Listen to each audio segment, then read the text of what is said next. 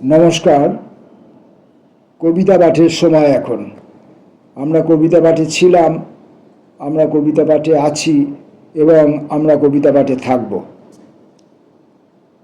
আজকের এই কবিতা পাঠ পর্বে আমরা রাধে ঘোষের ক্লোরোফিল সংকলন এই বই থেকে কবিতা পড়ব। এই বই থেকে আমরা আগেও কবিতা পড়েছি। যখন কবি আমাকে এই বইটি পাঠিয়েছিলেন তখনই আমরা কয়েকটি কবিতা পড়েছিলাম এবং সম্পূর্ণ বইটা তো কখনোই এক পাঠে পড়া সম্ভব নয়, অন্তত ভিডিওর মধ্যে রাখা সম্ভব নয়। আর এক পাঠে পড়লে কবির প্রতি অবিচারও করা হয়। আর বিশেষ করে রাধে ঘোষের মতো কবি যারা কবিতার প্রচলিত ধারাবাহিকতায় বিশ্বাসী নয়, যারা কবিতাকে নতুন ভাষা দিতে আগ্রহী, কবিতাকে নতুন বাক্য রচনার পদ্ধতি শেখাতে আগ্রহী, কবিতাকে নতুন চিত্রাবলী দেখাতে বা আঁকা শেখাতে আগ্রহী, সেই সমস্ত কবিদের কবিতা পাঠের সময় কম পাঠই বিধেয়। কারণ তাতে কবির প্রতি, কবিতার প্রতি এবং আমি পাঠক আমার প্রতি এবং আপনারা যারা দু একজন শুনবেন তাদের প্রতি, সকলের প্রতি সুবিচার করা হবে। আমি রাধে ঘোষের সেই বই থেকে জৈব এই নামের একটা সিরিজ কবিতা আছে, আমি এই সিরিজটি আজকে পড়ার চেষ্টা করব। বেশি কবিতা নেই, মাত্র 7টি। জৈব 1। নবনীতি রাস্তা বলবো, সেই কুঁচির ঝোপের ওধারে কুঁড়ে নীতিসঙ্গই বলবো। আর কুয়োর কিংবা মরা মুরগির নির্জন পালকেরা কিশোরীর দর্শকাম রূপলি মোম সামলায়। এই মোমে তাকে রূপলি বলবো, যে কারণে শ্যামবর্ণ চশমার ডাঁটি খুলে রাখা ক্রান্তি স্বরের ঝোপ ধারণ করে থাকে। ইতিহাস ধারণের এই পঞ্চায়েতি বাঁধ, একে অন্তত পঞ্চায়েতেই বলবো, যে কারণে কুয়াশার অন্দরে এ কুঁয়ো শঙ্কু তার মহল ছুঁয়ে। সিস্টেমের মাথায় বসলি না শঙ্কু, এই দিবসটির গলায় দড়ি বেলায় নাভির পাপড়িতে কুণ্ঠিত কূপ। এ কুঁয়ো শঙ্কু তার মহল ছুঁয়ে, সিস্টেমের মাথায় বসলি না শঙ্কু, এই দিবসটির গলায় দড়ি বেলায় নাভির পাপড়িতে কুণ্ঠিত কূপ।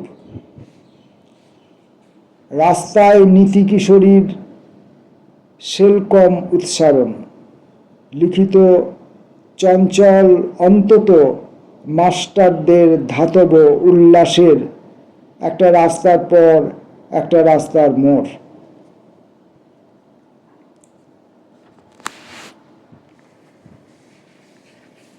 2 নম্বর।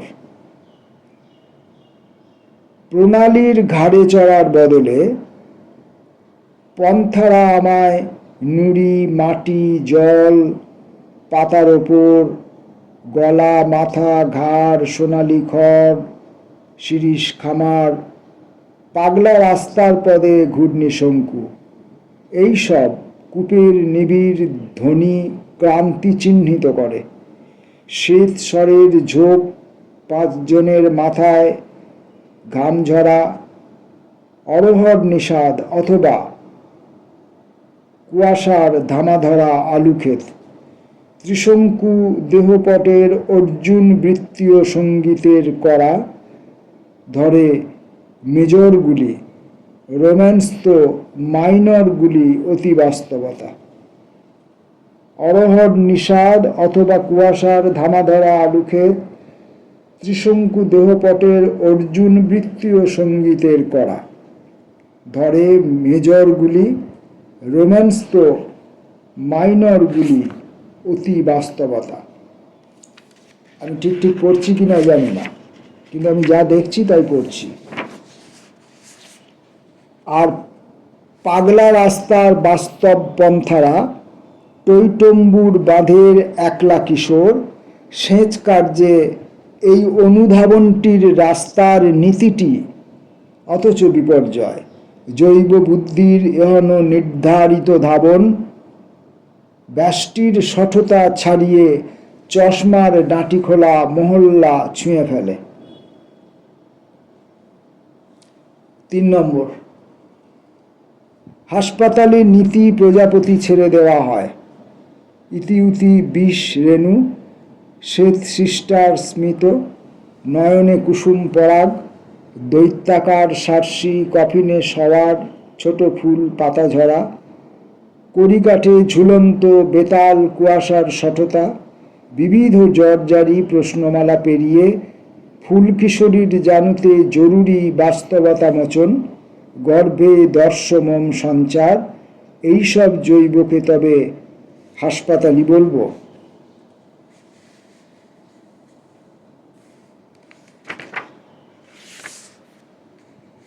জৈব সিরিজের কবিতা 4 নম্বর।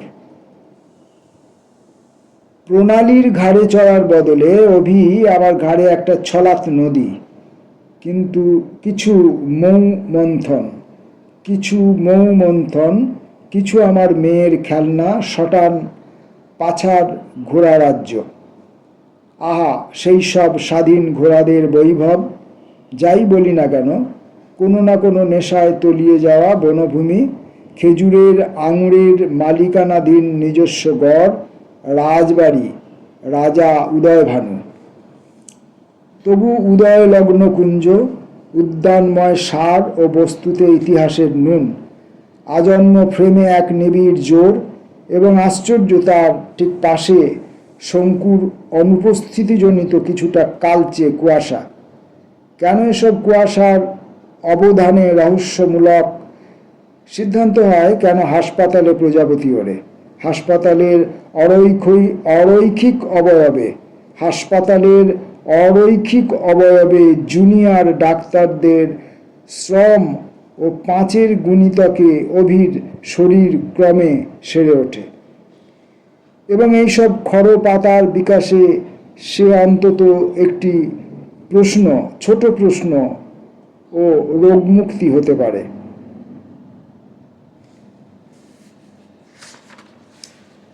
5 নম্বর, আর মাতৃ সকাশে বন্ধুর রোগ।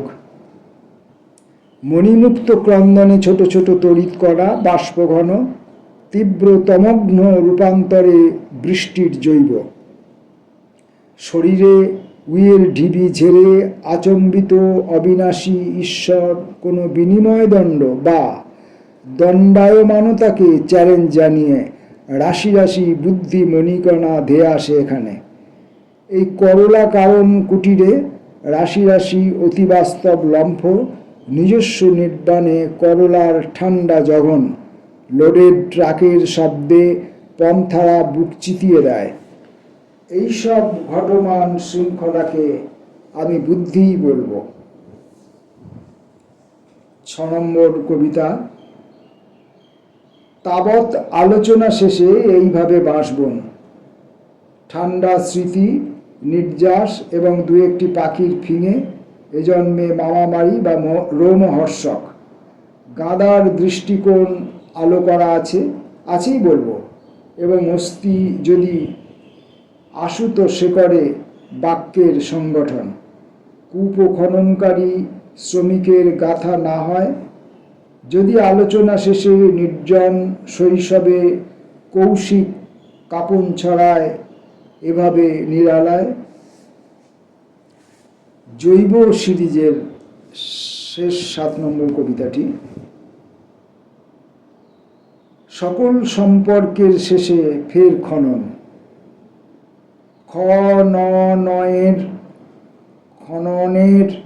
খননের সংসক্ত আলো ভাদ্রের ভরা কোদাল চালনায় ফের শিশ্নের ঘেমে নিয়ে আলোচনা। ছিদ্রময় কর্দম, তোমাকে অনুপস্থিত মাটির সারপ্লাস শ্রমের, তোমাকে সফেদ স্পৃহার, তোমাকে অবিরাম অমূল্য জলের, তোমাকে উৎসের লিরিকের দিকে খননে। এখানে আমরা কূপ পেলাম, খনন পেলাম,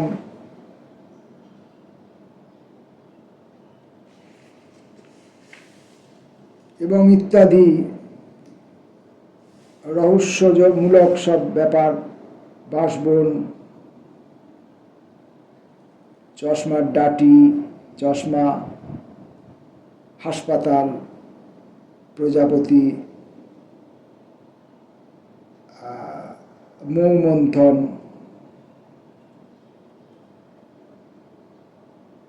এবং ইত্যাদি সব আরও অনুষঙ্গ রয়েছে। এই সবগুলি মিলিয়ে, এইসব অনুষঙ্গ মিলিয়ে মণিমুক্ত ক্রন্দনে ছোট ছোট তড়িৎ কণা, বাষ্পঘন, এইসব টইটম্বুর বাঁধের একলা কিশোর, হাসপাতালে নীতি প্রজাপতি ছেড়ে দেওয়া হয়, ইতিউতি বিষ রেণু, শ্বেত সিস্টার স্মিত, নয়নে কুসুম পরাগ, দৈত্যাকার সার্সি, কফিনে শোয়ার ছোট ফুল পাতা ঝরা। এমনই সব চিত্রকল্প, এমনই সব ছবি, এমনই সব শব্দ শৃঙ্খলা, এই সব ঘটমান শৃঙ্খলাকে আমি বুদ্ধিই বলবো। সবটা মিলিয়ে তার জৈব সিরিজের কবিতা, রাধে ঘোষের কবিতা ক্লোরোফিল সংকলন থেকে আমরা পড়লাম। সঠিক পড়তে পারিনি অবশ্যই, কিন্তু তথাপি কিছু শব্দ, কিছু ছবি, কিছু চিত্রকল্প, কিছু অনুভব, কিছু সাহস, কিছু ভেঙে ফেলার প্রেরণা বা ভেঙে ফেলার ইচ্ছে, ভেঙে ফেলার উন্মাদনা, নতুন কিছু করার প্রয়াস, এই সব কিছু নিয়ে আমরা রাধে ঘোষের কবিতার মধ্যে নতুন কিছুর অন্বেষণ করি। এরকম রাধে ঘোষ এই মুহূর্তে বাংলা কবিতায় অনেকজন রয়েছেন। গত প্রায় কয়েকটি দশক ধরে, 80-র দশক থেকে শুরু করলে গত কয়েকটি দশক ধরে এরকম রাধে ঘোষ দীর্ঘদিন ধরে বাংলা কবিতাকে শাসন করছে, বাংলা কবিতাকে নতুন পথ দেখাচ্ছে, নতুন ভাষা দিচ্ছে। নমস্কার।